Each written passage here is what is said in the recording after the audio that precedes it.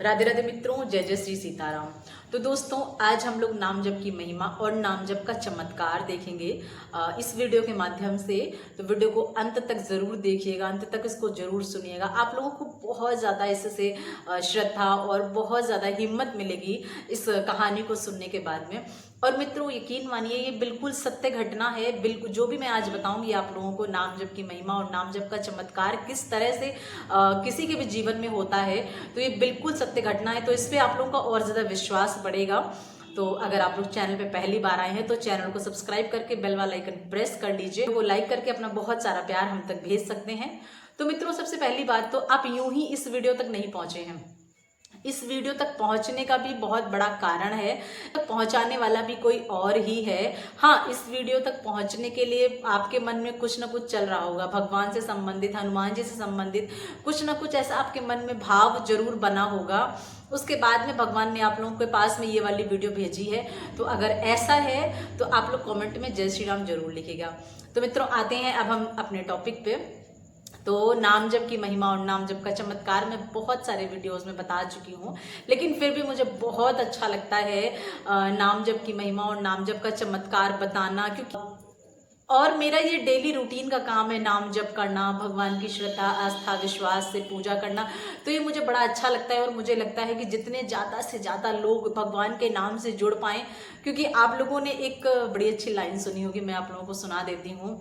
राम से बड़ा राम का नाम, चाहे तो गा कर देख लो, आ जाते हैं राम, चाहे बुला कर देख लो। तो मित्रों, भगवान से बड़ा है भगवान का नाम, क्योंकि पहले भगवान नहीं आता है। आप अगर पहले भगवान को बुलाएंगे, भगवान आ, भगवान आ, भगवान आ, भगवान आ, भगवान नहीं आता है, क्योंकि वो निराकार है, उसका कोई स्वरूप नहीं है। हमारे दिमाग में, हमारे मन में जैसी छवि होती है, अच्छा वो कृष्ण है, वो कितना सुंदर है, मुरली मनोहर है, वो बांसुरी लिए रहता है, तो बस वही छवि बन जाती है और वो बांसुरी लेकर के उस छवि में प्रकट हो जाते हैं हमारे भगवान। अच्छा वो राम है, वो तो बाण लिए रहते हैं, वो धनुषधारी हैं, तो धनुष ले करके अपनी छवि हमारे सामने प्रकट कर देते हैं। लेकिन भगवान को पहले बुलाएंगे तो नहीं आएगा। हाँ, उसका नाम लेके बुलाते हैं कि राम राम राम राम राम राम। जब हम इस तरह से कहते हैं राम राम, राधा राधा, कृष्ण कृष्ण, तब वो अपने उस साकार स्वरूप में आता है। तो मित्रों, इसलिए राम से बड़ा राम का नाम, चाहे तो गा कर देख लो, आ जाते हैं राम, चाहे बुला कर देख लो। तो मित्रों, भगवान से बड़ा है भगवान का नाम।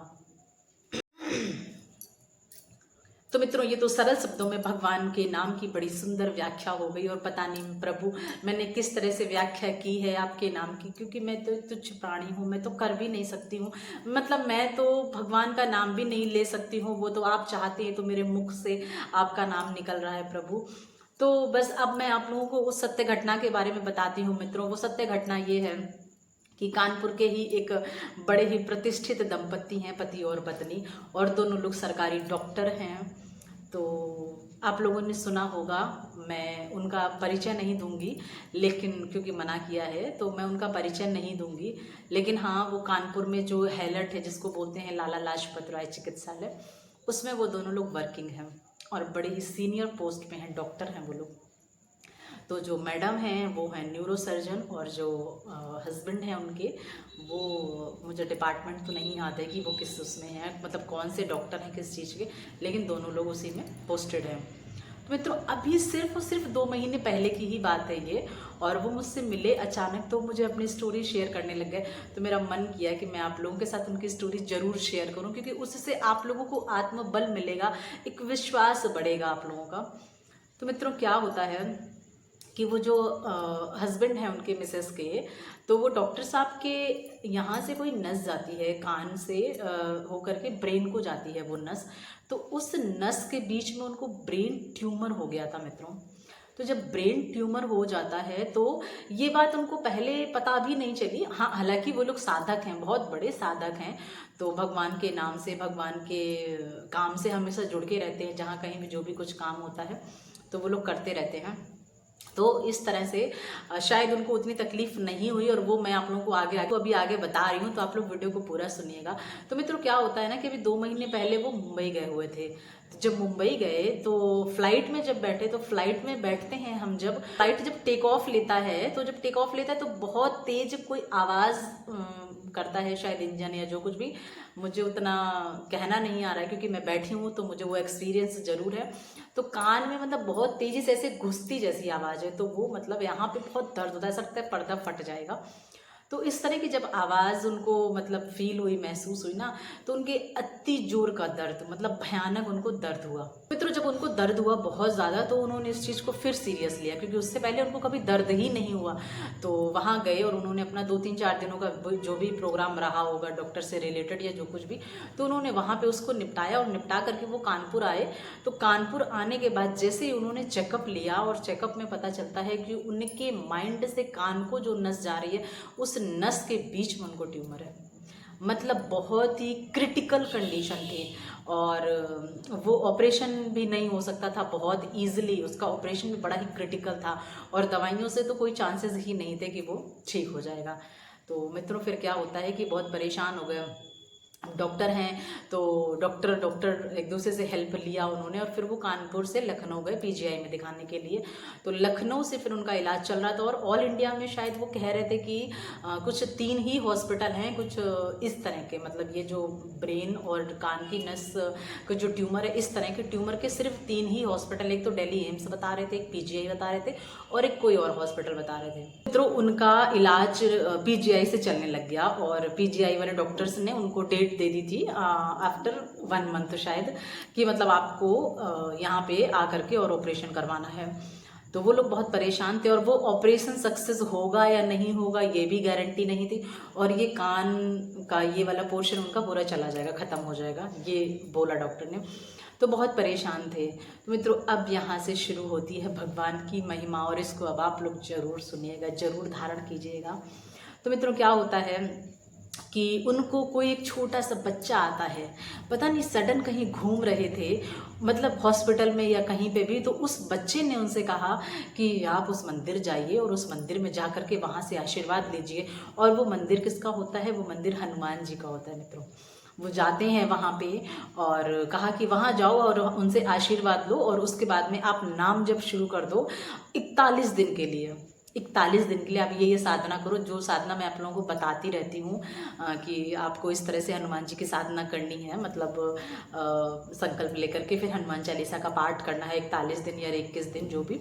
तो इस तरह से उस बच्चे ने बोला कि आप उस मंदिर में जाओ और वहाँ पे दर्शन करना, और उसके बाद में आप नाम जप करना, इस तरह से साधना शुरू कर देना। मित्रों, आप यकीन मानिए, वो जाते हैं उस मंदिर में, और उन्होंने उस बच्चे की बात पे विश्वास भी कर लिया। बहुत बड़ा बच्चा नहीं था, कहते हैं 12 से 15 साल का ही बच्चा था, और उन्होंने उस बच्चे की बात पे विश्वास किया, और वो मंदिर गए। हनुमान जी का ही कोई मंदिर रहा होगा, वहाँ वो लोग गए, और जाने के बाद में माथा टेका, दर्शन किया, और वहाँ के पुजारी जी से मिले, और भगवान से अपनी बात कही होगी, जो भी माध्यम रहा होगा, जो भी तरीका रहा होगा उनसे अपनी बात कहने का। और परेशानी में तो बड़े ही सुर मीठे निकलते हैं हमारे भगवान के लिए कि हे प्रभु, अब तुम्हारे अलावा कोई नहीं है हमारा, अब हमारी सुन लो, और मैं ठीक हो जाऊँगा तो सिर्फ तुम्हारा रहूँगा। लेकिन व्यक्ति भूल जाता है फिर माया में पड़ने के बाद में। पर मित्रों, ऐसा नहीं करना चाहिए। तो उन्होंने भगवान से प्रार्थना की होगी अपने भावों में, जैसे भी कहा हो, जो भी कहा हो।